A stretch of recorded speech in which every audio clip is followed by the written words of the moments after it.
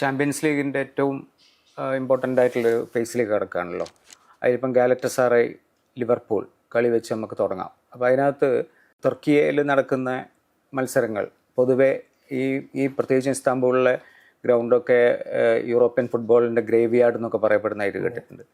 പക്ഷേ ഇതിനകത്ത് നമ്മളൊരു പെർസെൻറ്റേജൊക്കെ കണക്കാക്കിച്ചാൽ 59% ഒക്കെയാണ് ലിവർപൂളിൻ്റെ ജയസാധ്യത പറയുന്നത്.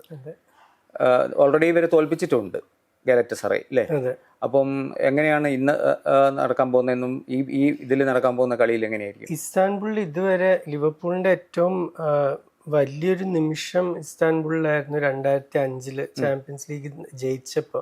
പക്ഷെ ഇതുവരെ ആ നഗരത്തിലൊരു കളി ജയിച്ചിട്ടില്ല. അത് ജയിച്ചത് ഷൂട്ട് ഔട്ടിലാണ്, നോർമൽ ടൈമിലല്ല. അപ്പൊ ഇതുവരെ ഗാലറ്റാസറായി അവിടെ പോയി തോൽപ്പിച്ചിട്ടില്ല. ആദ്യത്തെ കളി സെപ്റ്റംബറിൽ കളിച്ച കളി 1-0 ആയിരുന്നു. അത് വളരെ എളുപ്പത്തിൽ 3-4 ആവായിരുന്നു. അത്രയും വലിയ ഗ്യാപ്പായിരുന്നു രണ്ട് ടീമും തമ്മിൽ. ഗാലറ്റാസറായ്ക്ക് ഉണ്ടാവാൻ പോണ പ്രശ്നം എന്താന്ന് പറഞ്ഞാൽ സെക്കൻഡ് ലെഗ് ആൻഫീൽഡിൽ പോയി കളിക്കണം. അത് എല്ലാ ക്ലബുകളും പേടിക്കണ ഒരു കാര്യമാണ്. രണ്ടാമത്തെ ലെഗ് ലിവർപൂളിന്റെ സപ്പോർട്ടേഴ്സ് അവരെ ബാക്ക് ചെയ്തിട്ട് കളിക്കേണ്ടി വരുന്നത്. അപ്പൊ എനിക്ക് തോന്നുന്നു അവർക്കൊരു 2 ഗോളിന്റെ ലീഡായിട്ടെങ്കിലും പോണം അവിടെ ഇത് ജയിക്കണമെങ്കിൽ. അത് ചെയ്യാൻ പറ്റുമോ എനിക്ക് ഉറപ്പില്ല. എന്താ വെച്ചാൽ സെപ്റ്റംബറിൽ കളിച്ച ലിവർപൂൾ അല്ല ഇപ്പൊ കുറച്ചും കൂടി ടൈറ്റ് ആയിട്ടുണ്ട്. പിന്നെ വേറെ ഒരു പ്രതീക്ഷ ഇല്ല ഇപ്പൊ ലിവർപൂളിന് ഈ സീസൺ. ലീഗ് എന്നോ പോയി, കയ്യിൽ നിന്ന് പോയി. FA കപ്പിൽ അടുത്ത റൗണ്ടിൽ മാഞ്ചസ്റ്റർ സിറ്റിയെ കളിക്കേണ്ട, അതും എവേ ഗെയിം. അപ്പൊ അതും ഏകദേശം പോയ പോലെയാണ്. പിന്നെ ആകെ ജയിക്കാൻ നോക്കാൻ പറ്റുന്ന ഒരു കോമ്പറ്റീഷൻ ഇപ്പൊ ഇതാണുള്ളത്. അപ്പൊ പിന്നെ ഡ്രോവും അത്യാവശ്യം നല്ല ഡ്രോ എന്ന് തന്നെ പറയാൻ പറ്റുള്ളൂ. ഇപ്പൊ മറ്റേ സിറ്റിയുടെ ഒക്കെ ഡ്രോ നോക്കുമ്പോ ഇത് ഒരു കാരണവശാലും മോശമെന്ന് പറയാൻ പറ്റില്ല. അപ്പൊ തോൽക്കേണ്ടതല്ല, ജയിക്കേണ്ട 2 ലെഗും വെച്ച് നോക്കുകയാണെങ്കിൽ ജയിക്കേണ്ടതാണ്. പക്ഷെ ഇന്ന് രാത്രി ഗാലറ്റസറായി ജയിക്കുന്ന എനിക്ക് തോന്നുന്നുണ്ട്. വേറെ ഒന്നും അല്ല, അവിടുത്തെ അന്തരീക്ഷം അങ്ങനെയാണ്. ഇപ്പൊ പുതിയ സ്റ്റേഡിയം പണ്ടത്തെ ആലി സാമ്യൻ പോലെ അല്ല. അത് വെൽക്കം ടു ഹെൽ എന്നുള്ള ബാനറൊക്കെ ആയിട്ടായിരുന്നു ടീമുകളെ അകത്തേക്ക് വിളിക്കുക. ഇപ്പൊ അതിന്ന് കുറച്ച് അല്ലെങ്കിൽ ഹെൽ എന്നുള്ളത് വരാനുള്ള കാരണം എന്താ? അങ്ങനത്തെ ശരിക്കും പേടിപ്പെടുത്തുന്ന ഒരു അന്തരീക്ഷമായിരുന്നു വരുന്ന ടീമിന്. അവര് ഫ്ലെയറും ഇതും ഒക്കെ കൂടി ആകപ്പാടിയുള്ള ശബ്ദമൊക്കെ കൂടി. ഇപ്പൊ അത് കുറെയൊക്കെ മാറി. എന്നാലും കൂടി അവിടെ പോയി ജയിക്കാൻ പിന്നെ അവർക്ക് ഉള്ളത് ഒരു ട്രംപ് കാർഡ് എന്താണ്, വിക്ടർ ഓസിംഹൻ ഇപ്പോഴും യൂറോപ്യൻ ഫുട്ബോളിലത്തെ ഏറ്റവും ടോപ്പ് സ്ട്രൈക്കേഴ്സിൽ ഒരാളാണ്. ഒരു ചാൻസ് കിട്ടിയാൽ മതി ഗോളാക്കാൻ. പിന്നെ ഗോൾ അടിക്കണ കളിക്കാരൻ മാത്രല്ല ബാക്കിയുള്ള കളിക്കാർക്ക് സെറ്റപ്പ് ചെയ്ത് കൊടുക്കുകയും ചെയ്യും. അപ്പൊ ഇതിൽ ആര് കൊണാറ്റയാണോ വാൻഡൈക്കാണോ ഓസിമനെ മാർക്ക് ചെയ്യാന്നനുസരിച്ച് അവിടെ ആയിരിക്കും ഈ കളി തീരുമാനമാവുക. എന്താ വെച്ചാൽ കൗണ്ടർ അറ്റാക്കിൽ ഗോൾ അടിക്കാനുള്ള കഴിവുള്ള ടീമാണ് ലിവർപൂൾ. അടുത്ത കളി എന്ന് പറയുന്നത് അറ്റലാന്റയും ബയൺ മ്യൂണിക്കുമാണ്. അപ്പൊ അതില് കൃത്യമായ ഒരു പ്രവചനം സാധ്യമല്ല എന്നുള്ള രീതിയിലാണ് ഈ ബെറ്റ് കക്ഷികളൊക്കെ പറയുന്നത്. കാരണം എന്താ വെച്ചാൽ പിന്നെ ബയണ്ടത് ഒരു 6 കളികളിലായിട്ട് തോറ്റിട്ടില്ല.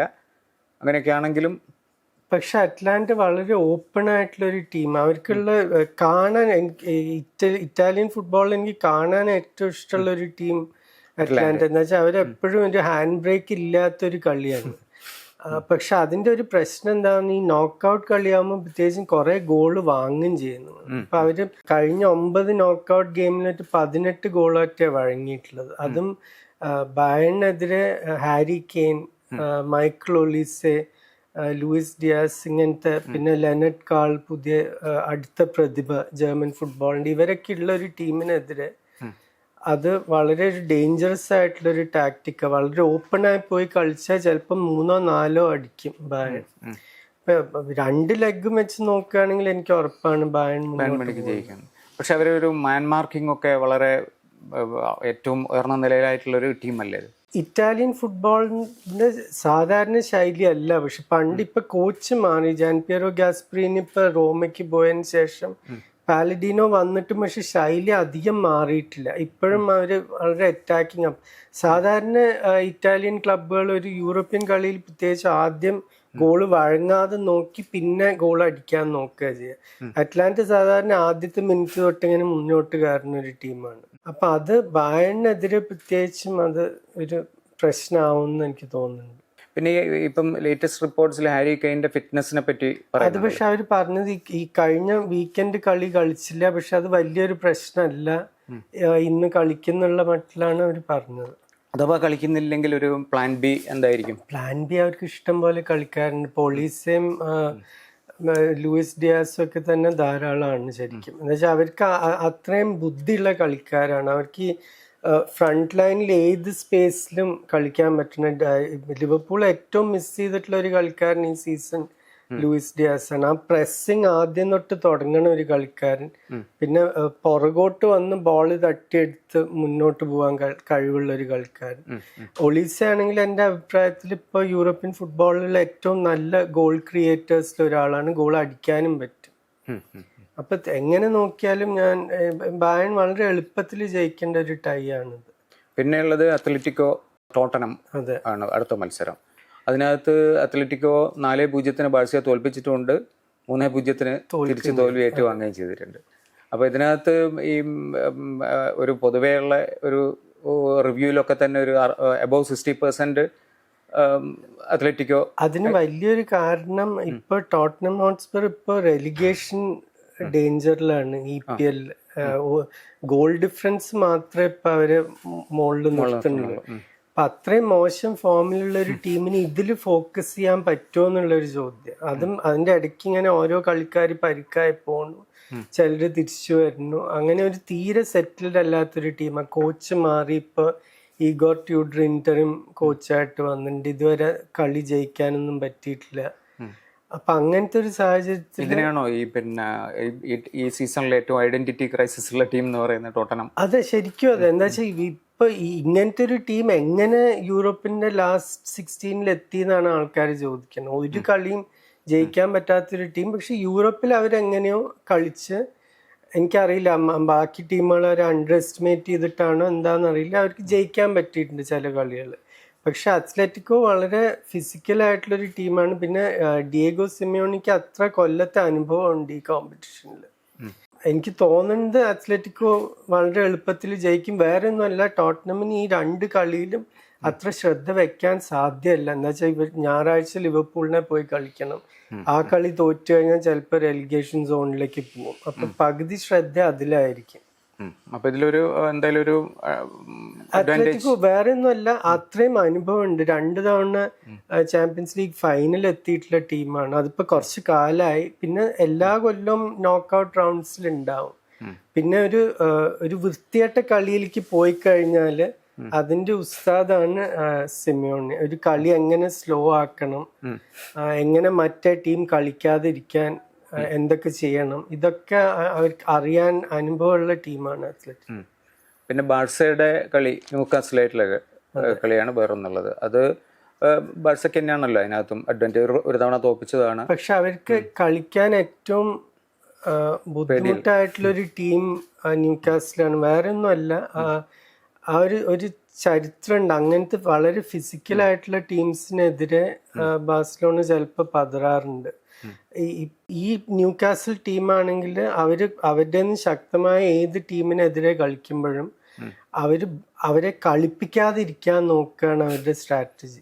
ഇപ്പൊ ബാഴ്സലോണ ആണെങ്കിൽ എല്ലാ കളിയും ഏത് ടീമിനെതിരെ കളിക്കുകയാണെങ്കിലും, അതിപ്പോ റയൽ മാഡ്രിഡ് ആയാലും ഒരു ജിറോണ ആയാലും ആർക്കെതിരെ ആയാലും അവർക്ക് വളരെ ഒരു അവരുടേതായിട്ടുള്ള ഒരു ശൈലി ഉണ്ട്. അതനുസരിച്ചിട്ട് അവർ കളിക്കുള്ളൂ. അത് അവിടെ ഇവിടെയൊക്കെ ചെറിയ മാറ്റങ്ങൾ വരുത്തും. പക്ഷെ ബാഴ്സലോണ ഒരു ഫീൽഡിൽ ഇറങ്ങുകയാണെങ്കിൽ നമുക്ക് അറിയാം എന്താ പ്രതീക്ഷിക്കേണ്ടത്. അല്ല, അവർക്ക് ഒരു നല്ല ഡിഫെൻസീവ് ലൈൻ ഉണ്ട്. പിന്നെ യമാൽ എന്നുള്ള ഒരു ഏറ്റവും മികച്ച കളിക്കാരൻ യമാൽ പെഡ്രി. പക്ഷെ ഇവര് ന്യൂകാസിൽ അവരെ കളിക്കാൻ സമ്മതിക്കില്ല. ഇതിനു മുമ്പ് ഈ സീസൺ ആദ്യം കളിച്ചപ്പോൾ 2-1 ബാഴ്സലോണ ന്യൂകാസിൽ പോയി ജയിച്ചു ലീഗ് സ്റ്റേജിൽ. പക്ഷെ ആ കളിയിൽ 90 മിനിറ്റിൽ 44 മിനിറ്റോറ്റേ ബോള് പിച്ചിലുണ്ടായിരുന്നു. ബാക്കി സമയം മുഴുവൻ ഇവര് ഫൗൾ ചെയ്യുക, ബോള് പുറത്തേക്ക് അടിക്കുക, അങ്ങനത്തെ ഒരു കളിയായിരുന്നു. എങ്ങനെയായാലും ബാഴ്സലോണയുടെ ഒരു 3-4 പാസ് ആകുമ്പോഴേക്കും അത് ഫൗൾ ചെയ്ത് നിർത്താൻ നോക്കും. ടാക്ടിക്കൽ ഫൗളിങ്. അത് ബോക്സിനടുത്തല്ല, ബോക്സിനടുത്ത് ഫ്രീ കിക്ക് കൊടുത്താൽ ചിലപ്പോൾ ഗോളാവും. അപ്പൊ സ്വന്തം പകുതിയിൽ അല്ലെങ്കിൽ ഹാഫ് വേ ലൈനിന്റെ അടുത്ത് ഇവിടെയൊക്കെ ഫൗൾ ചെയ്ത് അവരുടെ കളി ആ ഒരു റിതം കിട്ടാതിരിക്കാൻ നോക്കുക. പിന്നെ കൗണ്ടറിൽ ഏറ്റവും ഡേഞ്ചറസ് ആയിട്ടുള്ള ഒരു ടീമാണ് ന്യൂകാസിൽ. ആന്റണി ഗോർഡൻ 10 ഗോൾ അടിച്ചിട്ടുണ്ട് ഈ സീസൺ ചാമ്പ്യൻസ് ലീഗിൽ. ഏറ്റവും ബാക്കി ടീംസിന്റെ ഫാൻസ് ഏറ്റവും വെറുക്കണ ഒരു കളിക്കാരനെ ആന്റണി. നിങ്ങളുടെ കളിക്കാരനാണെങ്കിൽ നിങ്ങളുടെ ഹീറോ, അങ്ങനത്തെ ഒരു കളിക്കാരൻ എല്ലാവരും ചൊറിയണ ഒരു ലിവർപൂൾ എന്നുള്ള കളിക്കാരൻ ആ ഒരു ക്യാരക്ടർ കിട്ടിയിട്ടുണ്ട്. ആ സിറ്റിയുടെ ഒരു ക്യാരക്ടറാണത്. അപ്പൊ ആ ഗോർഡന് ഭയങ്കര പേസും ഉണ്ട്, ഡ്രിബിൾ ചെയ്യാനും അറിയാം. അപ്പൊ അങ്ങനത്തെ കളിക്കാർക്കെതിരെ ബാഴ്സലോണയ്ക്ക് മുമ്പും പ്രശ്നം ഉണ്ടായിട്ടുണ്ട് ചാമ്പ്യൻസ് ലീഗിൽ.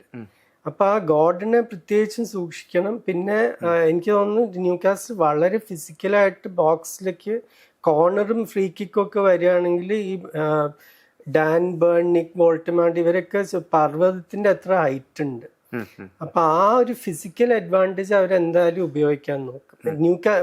ബാഴ്സലോണ ജയിക്കുന്നതാണ് എൻ്റെ പ്രതീക്ഷ. എനിക്ക് ജയിക്കുന്ന ഉറപ്പാണ്. പക്ഷെ വളരെ എന്താ പറയുക, തീരെ ഒരു കംഫർട്ടബിൾ ആയിട്ടുള്ള കളിയായിരിക്കില്ല. ഇതിൽ എമാലിന്റെ ഒരു ഇൻഫ്ലുവൻസ് എത്രയാണ്? കാരണം അതാണ്ട് 34 ഗോൾസ് മൂപ്പര് സൃഷ്ടിച്ചിട്ടുള്ളതാണ്. അതായത് STM ഇതെല്ലാം ചെയ്തിട്ട് ഈ ലീഗിനകത്ത് തന്നെ. യമാൽ മാത്രല്ല, യമാലും അവർക്ക് അനേക കളിക്കാരും. മാർക്കസ് റാഷ്ഫോർഡിന് ഭയങ്കര റെക്കോർഡാണ് സെന്റ് ജെയിംസ് പാർക്കിൽ ഈ സീസൺ. ഇപ്പൊ തന്നെ ചാമ്പ്യൻസ് ലീഗിൽ 8 ഗോൾ ഇൻവോൾവ്മെന്റ് ഒറ്റയായി റാഷ്ഫോർഡിന്, എല്ലാ കളി സ്റ്റാർട്ട് ചെയ്തില്ലെങ്കിലും പോലും.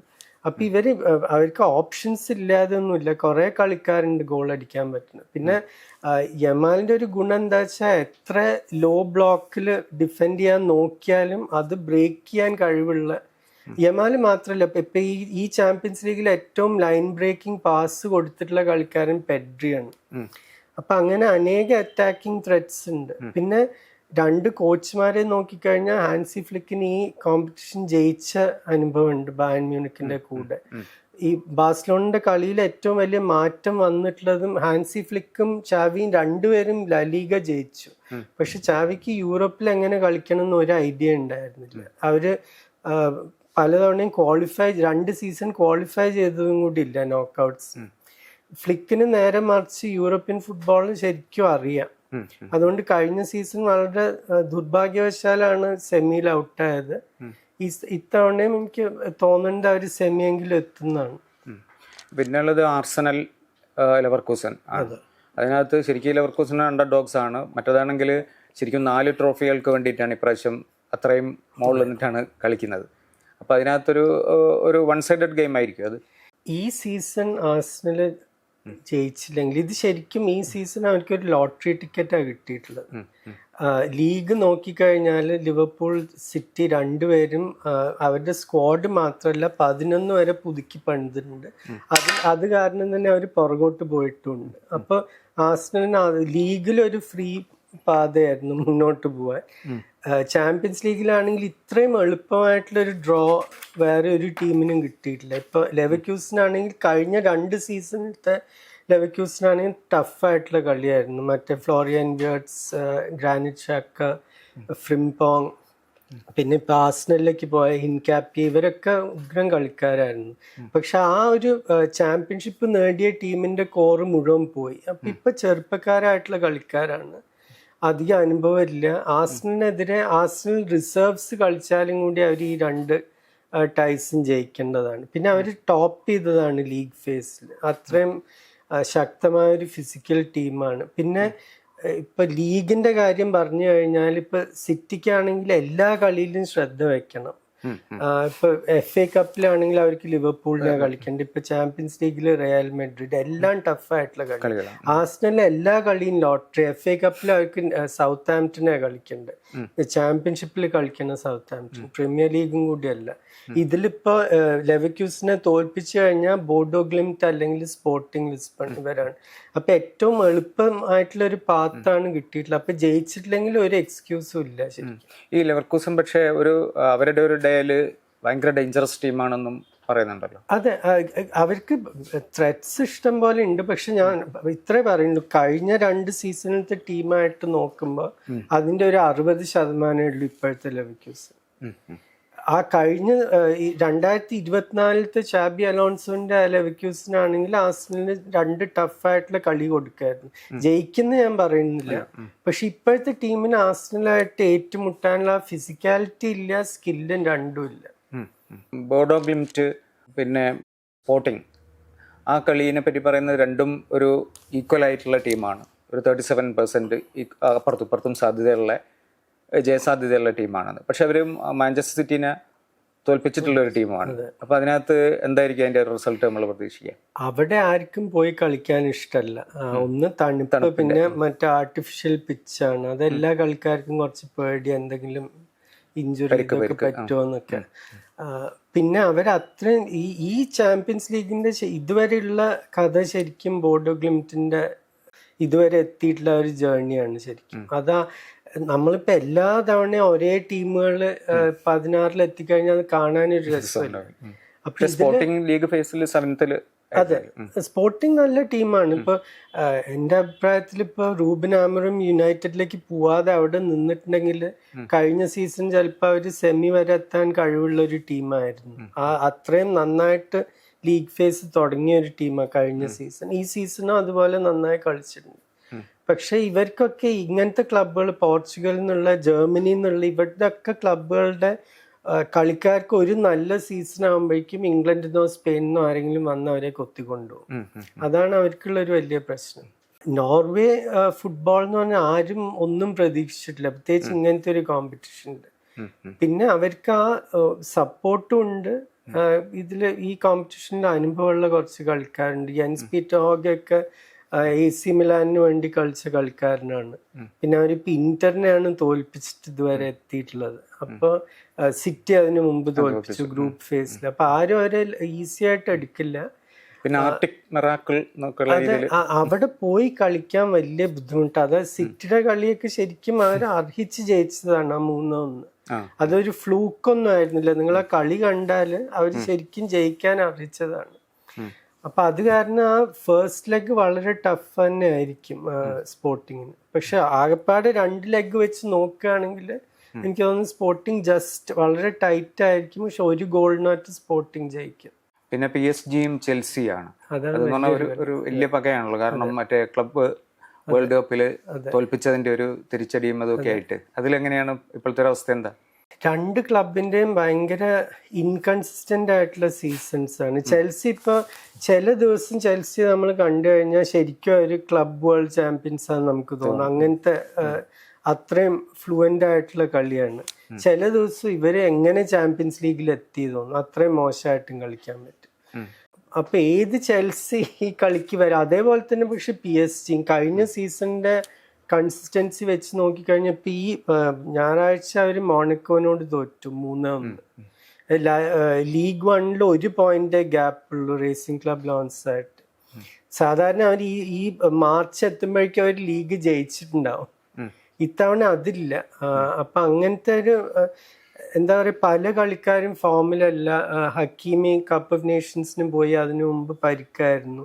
അപ്പൊ കഴിഞ്ഞ സീസണിന്റെ PSG അല്ല ഈ സീസൺ. പിന്നെ എനിക്ക് തോന്നുന്നത് ചെൽസി ടാക്ടിക്കലായിട്ടും അവരെ തളയ്ക്കാൻ വേണ്ടി ചില കാര്യങ്ങൾ ചെയ്യും. പ്രത്യേകിച്ച് PSG-യുടെ കളി മുഴുവൻ വിറ്റീന്യ സെൻട്രൽ മിഡ്ഫീൽഡിൽ അവർ പ്രോംപ്റ്റ് ചെയ്യേണ്ടതാണ്. വിറ്റീന്യ പ്രസ് ചെയ്യാൻ പറ്റില്ല. അങ്ങനത്തെ ഒരു കളിക്കാരൻ. അണ്ടർ പ്രഷർ ഏറ്റവും പാസ് കൊടുക്കണം കളിക്കാരൻ. എങ്ങനെ ടാക്കിൾ ചെയ്യാൻ നോക്കിയാലും ബോൾ ഷീൽഡ് ചെയ്ത് പാസ് ചെയ്യും. അപ്പൊ ഈ വിറ്റീന്യ ന്യൂട്രലൈസ് ചെയ്യാൻ വേണ്ടി എനിക്ക് തോന്നുന്നു റീസ് ജെയിംസ് സാധാരണ റൈറ്റ് ബാക്ക് ആണ്. പക്ഷെ റീസ് ജെയിംസും കൈസൈഡും മിക്കവാറും സിറ്റിംഗ് മിഡ്ഫീൽഡേഴ്സ് ആയിട്ട് കളിക്കാൻ സാധ്യതയുണ്ട്. ജസ്റ്റ് ചെൽസിക്ക് ആ മിഡ്ഫീൽഡ് കൺട്രോൾ കിട്ടാൻ വേണ്ടി. പിന്നെ അവർക്ക് ഇപ്പൊ ജാവ് പെഡ്രോ ഉഗ്രം ഫോമിലാണ്. അപ്പൊ എന്തും സംഭവിക്കാം ആ മാച്ചിൽ. PSG-ക്കും അതേപോലെ ക്വാറ്റ്സ്കേലിയ, മറ്റേ ഡെസിറി ഡുവേ, ബാർക്കോള, ഇഷ്ടം പോലെ ഗോൾ അടിക്കാൻ കഴിവുള്ള ഇഷ്ടം പോലെ കളിക്കാരുണ്ട്. അപ്പൊ ആ കളി, ആ ഒരു ടൈ ഏത് വഴിക്കും പോകാൻ പറ്റും ശരിക്കും. മാഞ്ചസ്റ്റർ സിറ്റി റിയൽ മാഡ്രിഡ് കളി ശരിക്കും ടൈ ഓഫ് ദി ലീഗ് എന്നാണ് പറയപ്പെടുന്നത്. കാരണം അതിൽ ഏറ്റവും രസകരമായിരിക്കുമെന്നും ഏറ്റവും ടൈറ്റ് ആയിട്ടുള്ള കളി എന്നും പറയുന്നുണ്ട്. ഈ പിന്നെ മത്സരത്തിൻ്റെ ഒരു പ്രത്യേകത എന്താ? കാരണം ഇതിനകത്ത് ഇപ്പം എംബാപ്പയുടെ പരിക്ക് പ്രത്യേകിച്ചും അതിനെ പറ്റിയൊന്നും പറഞ്ഞിട്ടില്ല. ഒരു മിസ്റ്റർ റേറ്റിംഗ് നിൽക്കുകയാണ്. എന്നാലും അതിനകത്തുള്ളൊരു സാധ്യത എന്താ? മാഞ്ചസ്റ്റർ സിറ്റി നല്ല ഫോമിലുമാണ്. ഇതിപ്പോ ചാമ്പ്യൻസ് ലീഗ് ആയതുകൊണ്ട് മാത്രം റയലിനെതിരെ പറയാൻ ബുദ്ധിമുട്ട്. എന്താ വെച്ചാൽ അത് അവരുടെ ഒരു കോമ്പറ്റീഷനാണ് ശരിക്കും. പക്ഷെ ഇപ്പോഴത്തെ ഈ സീസണിന്റെ ആകെപ്പാടുള്ള കളി നോക്കിക്കഴിഞ്ഞാൽ സിറ്റി ഇത് എളുപ്പത്തിൽ ജയിക്കേണ്ട ഒരു ടൈ ആണ് ശരിക്കും. റയലും ഒരു വിധത്തിലും ഫ്ലുവൻസി കിട്ടിയില്ല. എപ്പോഴെങ്കിലും നമുക്ക് ഇപ്പൊ ശരിയായി തുടങ്ങിയെന്ന് തോന്നിക്കഴിയുമ്പോൾ അവരൊരു ജിറോണയോടോ ഓസസൂണയോടോ ഒക്കെ പോയി തോൽക്കും. അങ്ങനത്തെ ഒരു സീസണാണ്. പിന്നെ എംബാപ്പയുടെ ജയിച്ചിട്ടുണ്ടല്ലോ അല്ലേ? ജയിച്ചു, ലീഗ് ഫേസിൽ ജയിക്കുകയും ചെയ്തു. അപ്പോൾ പക്ഷെ സിറ്റിയും അതേപോലെ ഇപ്പൊ ടൈറ്റിൽ റേസിൽ ആർസണലിന്റെ അടുത്തെത്തും, പെട്ടെന്നൊരു ഡ്രോ തോൽവിയോ വരും, ആദ്യം പിന്നോട്ട് പോകും. അങ്ങനത്തെ ഒരു സീസൺ ആയിട്ടുണ്ട് സിറ്റിയുടെ. പിന്നെ ഹാളൻഡ് തുടങ്ങിയ പോലെ മുന്നോട്ട് പോകാൻ പറ്റിയിട്ടില്ല. അപ്പൊ ഇതിൽ എനിക്ക് തോന്നുന്നു ഏറ്റവും പ്രധാനപ്പെട്ട കളിക്കാരൻ വിനീഷ്യസ് ജൂനിയർ ആയിരിക്കും. എംബാപ്പെ മിക്കവാറും 2 കളിയും കളിക്കില്ല, അറിയില്ല സെക്കൻഡ് ലെഗിന് ഇനി ഉണ്ടാവോന്ന് അറിയില്ല. ജൂഡ് ബെല്ലിംഗം ഇല്ല, വേറെ ആരാ, റോഡ്രിഗോ ACL ഇതായിട്ട് പുറത്താണ്. അപ്പൊ മെഡ്രിഡിന്റെ അറ്റാക്കിംഗ് ഓപ്ഷൻസ് വളരെ ചുരുങ്ങിയിട്ടുണ്ട്.